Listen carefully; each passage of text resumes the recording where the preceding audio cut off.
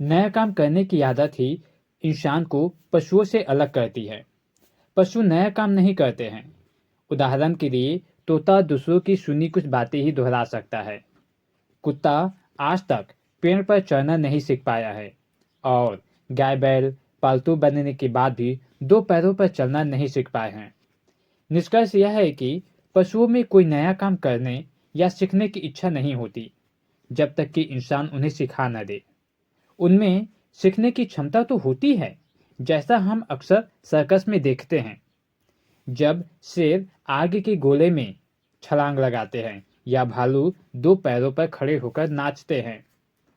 बहरहाल ये काम पशु तभी कर पाते हैं जब मनुष्य उन्हें सिखाता या प्रशिक्षित करता है। उनके मन में स्वयं कोई नया काम या प्रगति करने का विचार नहीं जागता है।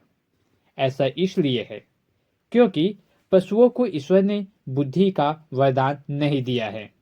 बुद्धि मनुष्य को मिला, वह ईश्वरीय वरदान है जिसकी वजह से वह नया काम कर सकता है और स्वयं को प्रगति के पथ पर ले जा सकता है।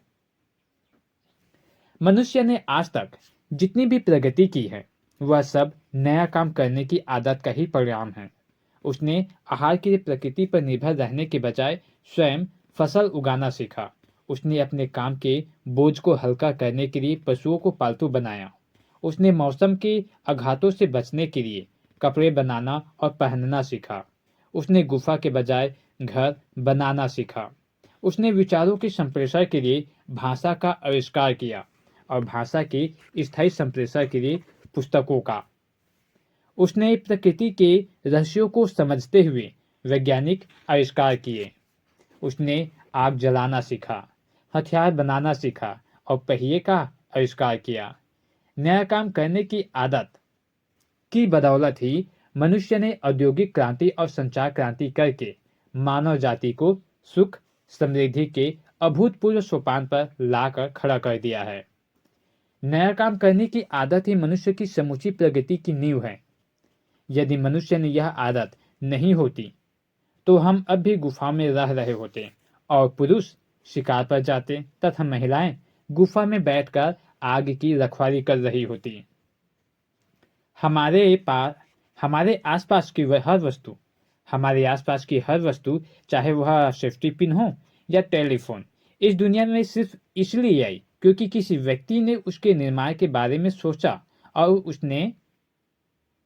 और अपने विचार को साकार करने के लिए मेहनत की। नया काम करने की आदत वह मूलभूत आदत है जो प्रगतिशील समाज के केंद्र में होती है। यही वह आदत है जिसकी वजह से इंसान घिसे पीटे पारंपरिक रास्ते पर चलने के बजाय अपना अलग रास्ता बनाता है। यही वह आदत है जिसकी वजह से मनुष्य अपना वजूद खोजता है और लोकप्रियता पाता है। यही वह आदत है जिसकी वजह से इंसान समाज को सुखी और खुद को अमीर बनाता है।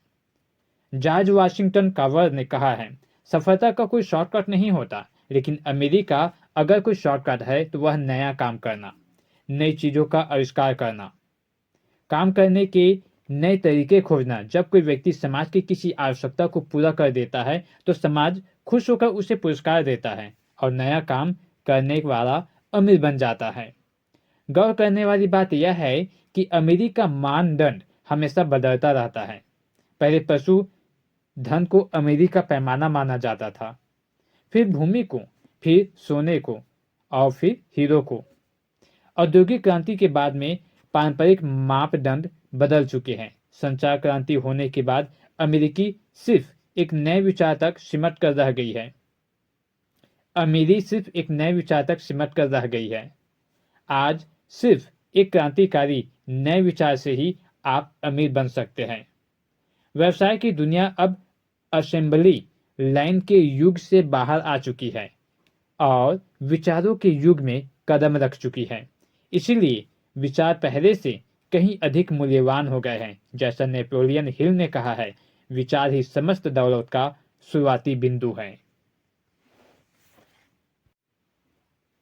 यदि आप यह सोचते हैं कि एक विचार से अमीर बनना संभव नहीं है तो इन उदाहरणों पर गौर करें। सितंबर 1992 में मशहूर निवेशक सितंबर 1992 में मशहूर निवेशक जॉर्ज सोरोस के मन में यह विचार आया कि ब्रिटेन की मुद्रा पाउंड के भाव गिर जाएंगे। उन्होंने इस विचार पर अमल करते हुए मुद्रा बाजार में निवेश कर दिया। उन्हें अपने विचार की सच्चाई पर इतना यकीन था कि उन्होंने 10 अरब डॉलर का जोखिम ले लिया। उनका अनुमान सही साबित हुआ और एक ही रात में सोरोस को 1 अरब डॉलर का लाभ हुआ, जो कुछ समय के बाद 2 अरब डॉलर में बदल गया। जब सारी दुनिया कंप्यूटर हार्डवेयर के पीछे पागल थी, तब बिल गेट्स के मन में यह विचार आया कि वे अच्छे, आकर्षक और आसान सॉफ्टवेयर बनाकर बेचे। इसकी बदौलत वे दुनिया के दूसरे सबसे अमीर आदमी बन गए। जेफ बेजोस के मन में इंटरनेट पर पुस्तकें बेचने का विचार आया और वे अरबपति की सूची में आ गए। माइकल डेल के मन में रिटेल स्टोर या बिचौलिए के बिना कंप्यूटर सीधे ग्राहकों को बेचने का विचार आया। डोमिनोज के संस्थापक टॉम मोनाहन के मन में पिज्जा की होम डिलीवरी का विचार आया, जिसकी बदौलत वे शोहरत और दौलत की बुलंदियों तक पहुंच गए। फेडरल एक्सप्रेस के संस्थापक फ्रेड स्मिथ के मन में ओवरनाइट पैकेज डिलीवरी का विचार आया और उन्होंने इतिहास रच दिया। जिलेट के मन में सेफ्टी रेजर बनाने का विचार आया, जिस वजह से उन्होंने पुरुषों के हुलियों को बदल कर रख दिया और इस प्रक्रिया में खुद भी अमीर बन गए। जब बाकी सभी लोग कार को विलासिता की वस्तु मानकर, महंगी कारें बनाकर फटाफट अमीर बनना चाहते थे, तब हेनरी फोर्ड के मन में आम लोगों के लिए बहुत सस्ती कार बनाने का विचार आया। इस विचार को साकार करने में उन्होंने अपना जीवन लगा दिया और बदले में अभूतपूर्व दौलत तथा शोहरत पाई। मार्क जुकरबर्ग और उनके मित्रों के मन में एक सामाजिक नेटवर्किंग वेबसाइट बनाने का विचार आया और उन्होंने 2004 में फेसबुक लॉन्च करके संसार को बदल दिया तथा इस प्रक्रिया में खुद अमीर बन गए। ये सिर्फ कुछ उदाहरण हैं। ऐसे हजारों उदाहरण हैं जिनसे यह साबित होता है कि नया काम करना अमीर बनने की दिशा में पहला और निर्णायक कदम है। सवाल यह है कि क्या हम इस आदत को सीख सकते हैं या फिर यह एक ऐसा वरदान है जो कुछ लोगों को ही मिलता है। सौभाग्य से बुद्धि का वरदान हम सभी को मिला है। यह अलग बात है कि हम उसका अलग अलग तरह से अलग अलग मात्रा में प्रयोग करते हैं। अब लाख रुपए का सवाल यह है कि नया विचार आता कैसे है। आखिर नया काम करने की सबसे जरूरी बात तो यही है कि आपके पास कुछ नया करने का विचार हो, दूसरों से अलग तरीके से जरा हटकर, जैसा अब तक किया जा रहा है उससे भिन्न।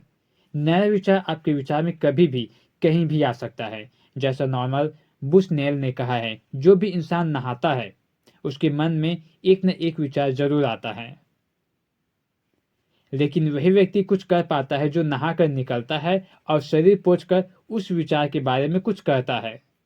विचार हम सभी के दिमाग में आते हैं, लेकिन वे वहां टिकते नहीं हैं क्योंकि हम उन्हें टिकने का मौका नहीं देते हैं। हम नए काम के विचार के बीज को जड़ें जमाने का मौका भी नहीं देते हैं। हम नए काम के विचार के बीज को जड़ें जमाने का मौका ही नहीं देते हैं। इसके 5 प्रमुख कारण हैं। पहला, सोचने की फुर्सत न होना। दूसरा, जोखिम से भी घबरा जाना।